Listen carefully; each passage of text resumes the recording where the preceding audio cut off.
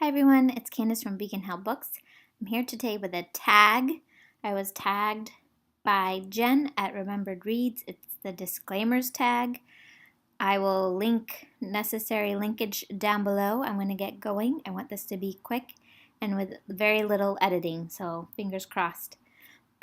Number 1, which tropes in books annoy you the most? This one was fresh in my mind when we were reading The Whaler. Something that very much annoys me is when people get pregnant after the first time. I know it does happen, but it just really annoys me for many reasons. I think it also sets incorrect expectations with people that don't know very much about fertility and getting pregnant. So I really have a problem with that. Number 2, which writers do you feel are overrated / overhyped? This one, I think it's all about what you personally like and dislike. So what I'm going to say are 2 authors that I don't like their books as much. They're very popular, but I don't think that they're overrated or overhyped. I just think maybe that's not my taste. One is Leanne Moriarty. I know everyone gasped here. I've only read The Husband's Secret, so I think everyone else has read the other one that there's a TV show. And I just wasn't a big fan. I felt like the writing was okay. I was just annoyed with how the storytelling went, and it's not my type of genre, I guess. Even though it's some mystery, I felt like it was more like women's lit, and it just didn't do it for me. So that's what I wrote.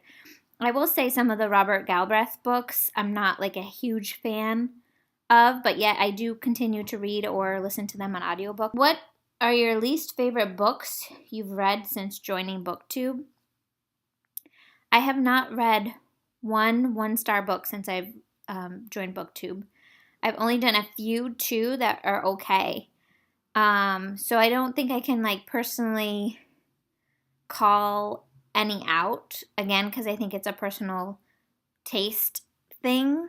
I think that, I don't know, I just don't want to say bad things about books or authors. Number 4, a terrible ending that ruined an otherwise quality book. This one I picked The Stranger in the Woods by Michael Finkel, just because I was so enthralled by the book. I loved the story. I loved learning about the hermit, Christopher Knight. I loved learning about hermits in general. And then the ending just fell flat for me. And this is a nonfiction book, so there's nothing that Finkel could have done to change it. I just wish there was a better conclusion in my mind of what I wanted to get out from the book. But I really loved the book, so that's what I chose. Number 5, which fictional characters do you wish were not killed off? Well, besides the obvious, spoiler alert, Dumbledore. Hopefully everyone knows that. I picked Pachinko. I don't want to say who died, but the character's death completely took me by surprise, and I was so frustrated and angered by the death because how it impacted other characters in the story. It broke my heart in a million, thousand, trillion pieces. So yeah, that one really, really hurt. 6, what are some of your bookish pet peeves? So I picked 2, and really these are more having to do with the cover and the title.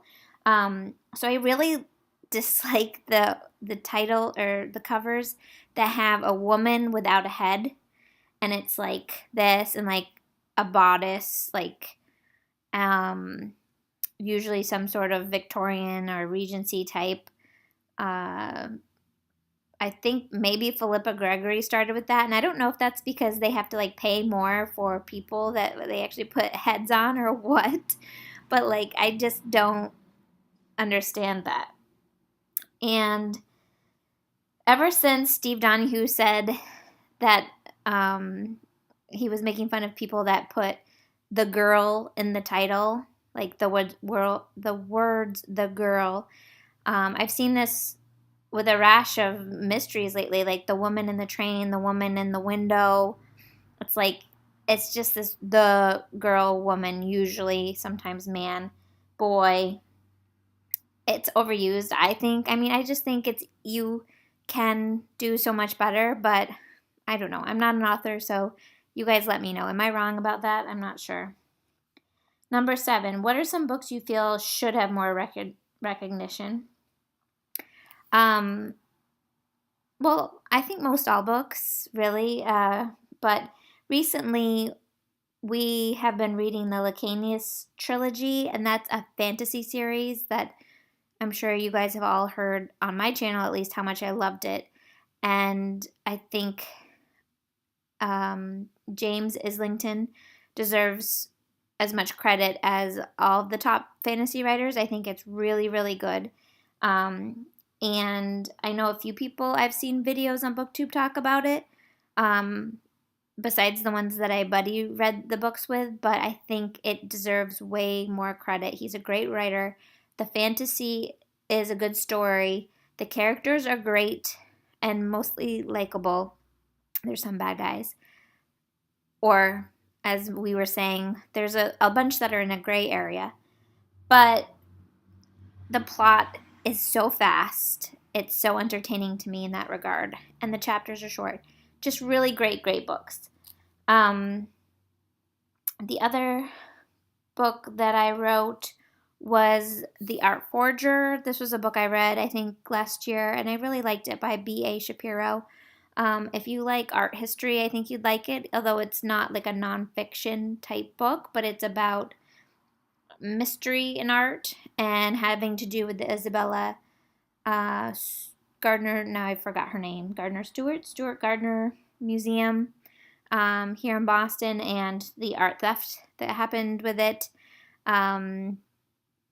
I liked the historical detail of it and the mystery. I found the book really enjoyable, especially because some of the things were very local, which tends to always be, like, I think, a great thing when you're reading a book. So I have her other book, The Muralist, that I want to read to see if I think it's just, if I would recommend all of her books or not. I'll let you know about that. What are your thoughts on censorship and banning? So my thoughts are that I don't really like that there's such things as censorship and banning. I understand, particularly for children, younger children in schools, that there needs to be some sort of oversight on what they're reading. Just there's some stuff that could be over their heads or not appropriate. But usually by banning a book, I think it actually does the reverse effect of what its intention is, and then it gets that sort of notoriety, and more people will tend to want to pick it up. So in a way, it's kind of like marketing for the book. So that's what I think. And I think that's the last question. And so who would I tag? I haven't gone through people's channels to see. So if you would like to do this, feel free. I will tag. I thought I would just, in the spirit of small booktuber shoutouts, mention a few people that I was going to do a shout out to. So On the Stoop, Waiting Moose, Beth Chat's books, The Library. Yeah, that's a good start. I think, because I'll do another shout out, or like I said, please, anybody feel free, and I'll talk to you guys soon. Bye.